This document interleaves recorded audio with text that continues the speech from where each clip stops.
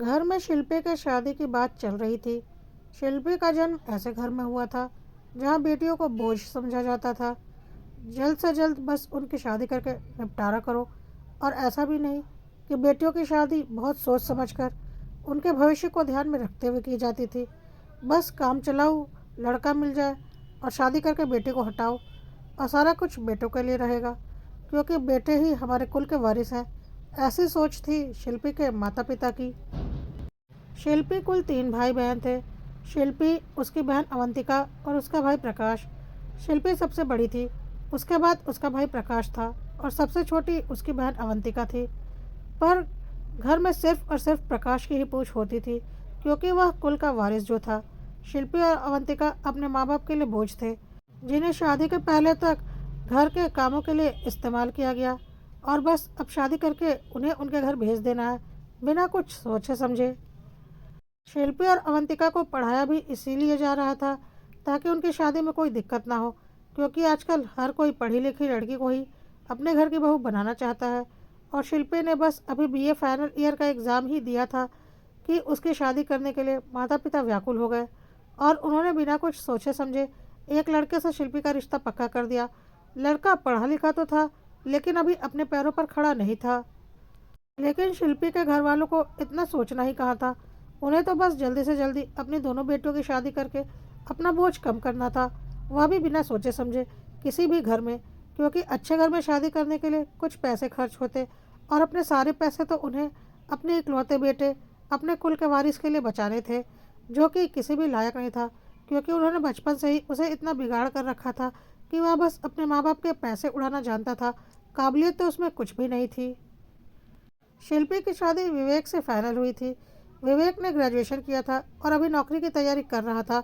वह भी अपने घर का इकलौता बेटा था, और उसके पापा की कपड़ों की दुकान थी जिसमें वह अपने पापा का सहयोग करता था, लेकिन अभी अपने पैरों पर खड़ा नहीं था। शिल्पी को यह रिश्ता मंजूर नहीं था, लेकिन उसकी सुनने वाला कौन था। शिल्पी ने अपनी बहन अवंतिका को अपने दिल की बात बताई, और अवंतिका ने बोला, क्या कर सकते हैं दीदी, हम लड़की होने का खामियाजा भुगत रहे हैं।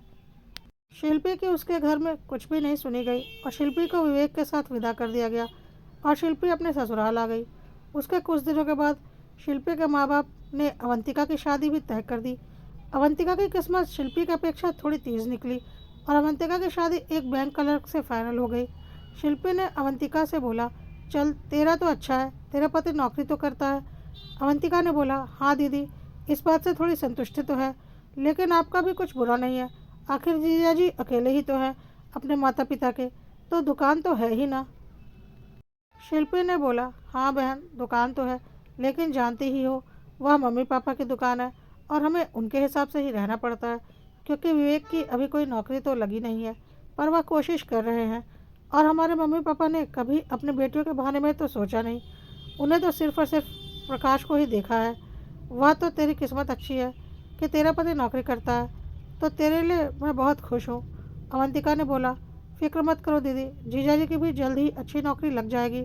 शिल्पी ने बोला, काश कि ऐसा ही हो। विवेक बहुत मेहनती भी था और नौकरी की तैयारी बिल्कुल दिल से कर रहा था।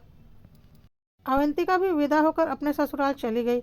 उसके कुछ दिनों के बाद उसके भाई प्रकाश की भी शादी पड़ी, और शादी में दोनों बहनें अपने ससुराल से आईं। वैसे तो बेटियों की कोई खास पूछ नहीं थी उसके घर में, फिर भी अवंतिका का पति क्योंकि सरकारी सेवा में था, तो उसकी थोड़ी बहुत पूछ मायके वाले कर भी रहे थे। पर शिल्पी और उसके पति को बिल्कुल इग्नोर करके रखा हुआ था, जिसे देखकर शिल्पी और उसके पति को बहुत गुस्सा आ रहा था। उनकी नज़र में विवेक की कोई अहमियत नहीं थी, क्योंकि वह कोई नौकरी नहीं करता था। शिल्पी को यह बात बहुत बुरी लगी, और उसने सोच लिया अब वह कभी भी मायके नहीं आएगी। और प्रकाश तो अपने अलग ही गुमान में था। उसके हिसाब से वह अपने माँ बाप का इकलौता बेटा था, और इतनी बड़ी संपत्ति का अकेला वारिस, और उसकी बीवी भी इसी गुमान में थी, और बात बात पर शिल्पी और उसके पति को इग्नोर किया जा रहा था। चिढ़कर विवेक ने बोल ही दिया, किस बात का घमंड है आप लोगों को कि आपके छोटे दामाद सरकारी नौकरी करते हैं। मुझे उनसे कोई दिक्कत नहीं, उनका व्यवहार तो बहुत ही अच्छा है, लेकिन आप लोग बहुत ही नीच कोटि के प्राणी हैं। और आपके बेटे को किस बात का गुमान है, या कि वह आपके पैसों पर ऐश करने वाला एक बिगड़ैल औलाद है। तो क्या मेरे पिताजी के पास कम पैसे हैं, और मैं भी उनका इकलौता बेटा हूँ, या मत भूलिए। विवेक को बहुत जोर का गुस्सा आ रहा था शिल्पी के माँ बाप और भाई पर, और गुस्सा आने वाली बात भी की थी। शिल्पी ने चिढ़कर बोल ही दिया, मम्मी पापा, आप लोगों ने बचपन से ही सिर्फ और सिर्फ अपने बेटे के ही बारे में सोचा है। शादी के वक्त भी एक बार भी नहीं सोचा कि हम अपनी बेटियों की शादी किस घर में कर रहे हैं। क्या मैंने अपनी शादी खुद तय की थी, जो आज मेरे पति की बेइज्जती मेरे मायके में की जा रही है? क्यों की जा रही है मेरे पति की बेइज्जती? सिर्फ इसलिए कि वह नौकरी नहीं करते? अरे, तो आपका बेटा नौकरी करता है क्या? वह भी तो अपने बाप के पैसों पर ऐश कर रहा है। आपको ऐसा क्यों लगता है कि आपके पास बहुत पैसे हैं अपने बेटे के लिए, और मेरे ससुर जी के पास क्या पैसे नहीं है अपने बेटे के लिए? शिल्पी ने बोला, मुझे अवंतिका और उसके पति से कोई दिक्कत नहीं, वह दोनों तो बहुत अच्छे हैं। यह आप लोगों की गलती है कि आप एक दामाद को बिल्कुल भी नहीं पूछ रहे क्योंकि वह नौकरी नहीं करते, और एक दामाद को पूछ रहे हैं जबकि आपके लिए दोनों दामाद बराबर होने चाहिए। लेकिन इसमें आप लोगों का भी दोष नहीं है क्योंकि आप लोगों की सोच ही घटिया है, जो कि हमने बचपन से ही देखी है। लेकिन आप अपनी बेटियों का नसीब तो नहीं छीन सकते ना। देखेगा एक दिन आपकी दोनों बेटियां आपके बेटे से बहुत आगे निकल जाएंगी, क्योंकि मेरे घर में भी विवेक इकलौते बेटे हैं, लेकिन वह प्रकाश की तरह बिगड़ैल नहीं है। उसके बाद शिल्पी और विवेक वहाँ से निकल आए और कभी वहाँ नहीं जाने का सोच लिया। अवंतिका और उसके पति भी चले गए, और शिल्पी को फ़ोन करके अवंतिका ने बोला कि मम्मी पापा ने ये अच्छा नहीं किया, और मेरे पति भी बहुत गुस्सा कर रहे थे इस बात के लिए। शिल्पी ने बोला, इसमें तुम लोगों की कोई गलती नहीं थी। हमारा रिश्ता तो जैसा चल रहा था वैसा ही चलेगा, लेकिन अब मम्मी पापा से हमें कोई लेना देना नहीं।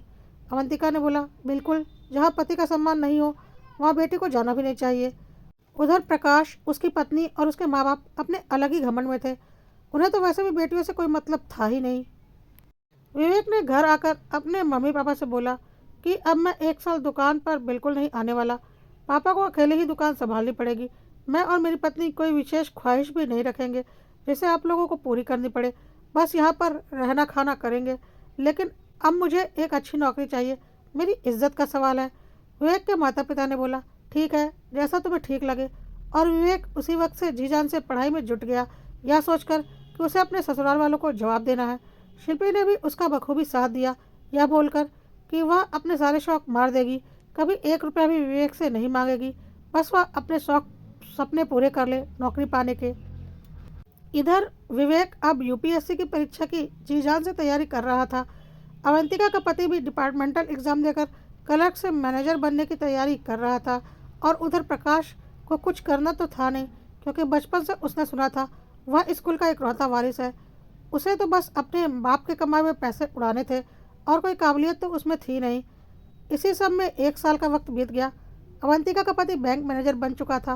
विवेक ने भी यूपीएससी क्लियर कर लिया था, और अब वह एक आईएएस अफसर बन गया था।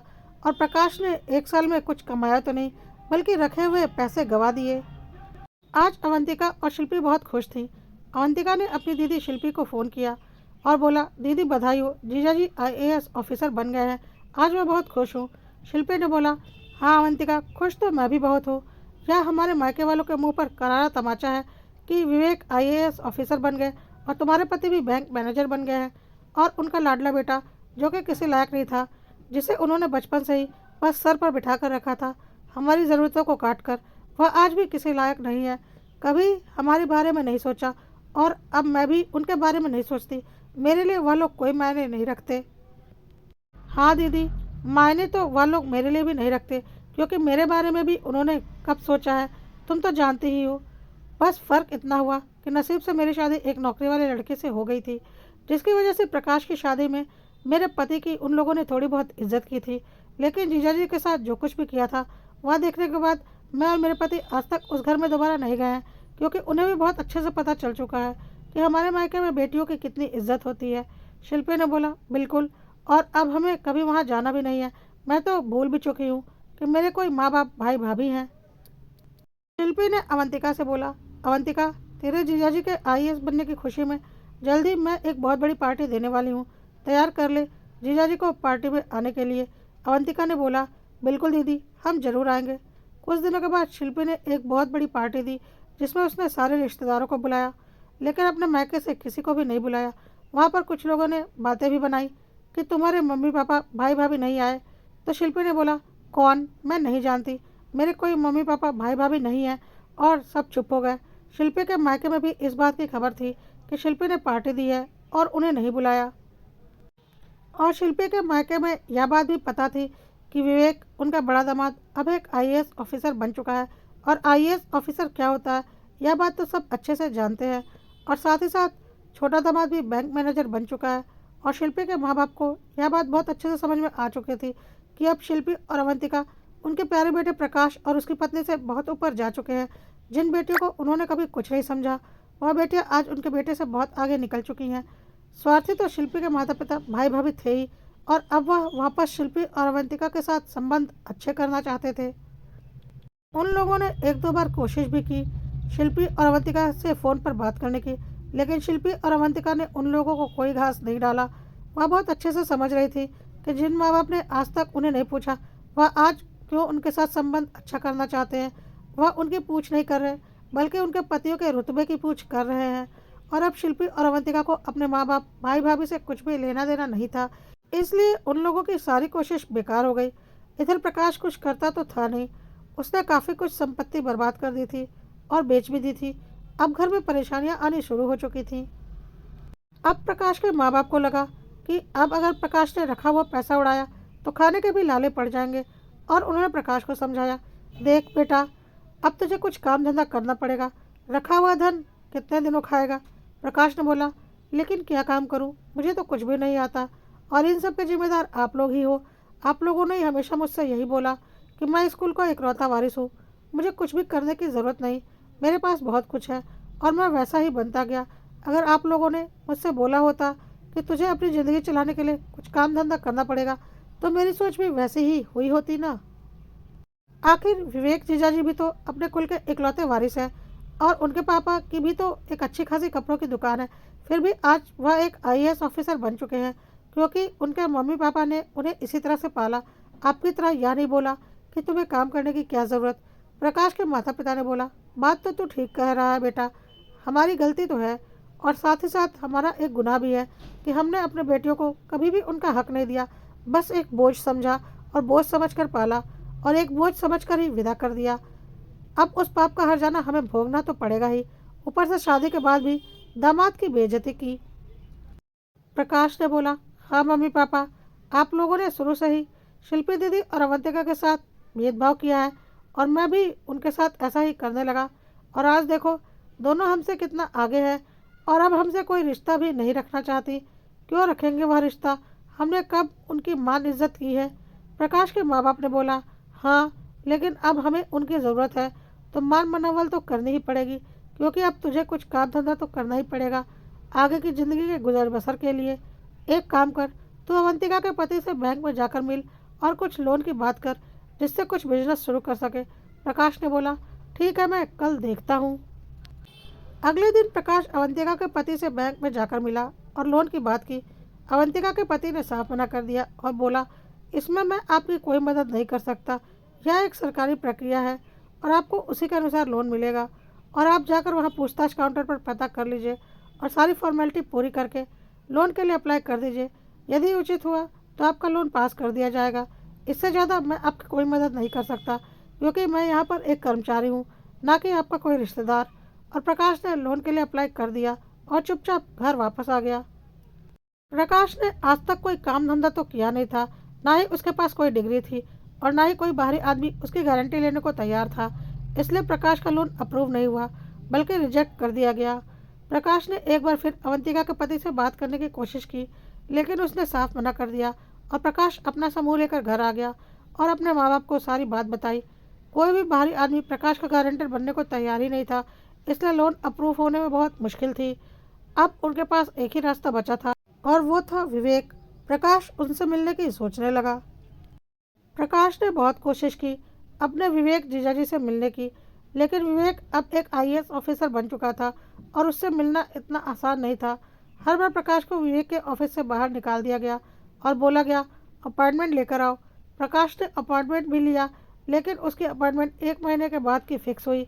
प्रकाश ने अपने माँ बाप को सारी बात बताई, तो उसके माँ बाप ने बोला, अपने जीजाजी से मिलने के लिए कैसा अपॉइंटमेंट, उनके घर जाकर मिल ले, तू फिक्र क्यों करता है, उनके घर जाकर मिलेंगे। कुछ भी हो, है तो तेरी दीदी ही ना, अपने छोटे भाई की मदद नहीं करेगी तो क्या करेगी। शाम को प्रकाश, उसकी पत्नी और माता पिता शिल्पी के घर पहुंचे। शिल्पी एक बहुत बड़े सरकारी बंगले में रहती थी। गार्ड को उन्होंने बताया कि वह शिल्पी के माता पिता है और उससे मिलने आए हैं। गार्ड ने अंदर फ़ोन करके बोला, मैडम, आपके मम्मी पापा आपसे मिलने आए हैं, क्या उन्हें अंदर भेज दूँ? शिल्पी ने बोला, नहीं, मैं बाहर आती हूँ, रुको। और शिल्पी बाहर आई। शिल्पी को देखकर उसकी माँ ने बोला, शिल्पी बेटा, अब तुझसे मिलने के लिए हमें अपॉइंटमेंट लेना पड़ेगा। शिल्पी ने गार्ड से बोला, यह कौन लोग हैं? मैं इन्हें नहीं पहचानती, बाहर निकालो इन्हें, और ऐसे किसी को भी अंदर मत आने दिया करो। कहकर शिल्पी अंदर चली गई, एक सुकून के साथ, क्योंकि आज उसने अपने पति की बेइज्जती का बदला ले लिया था।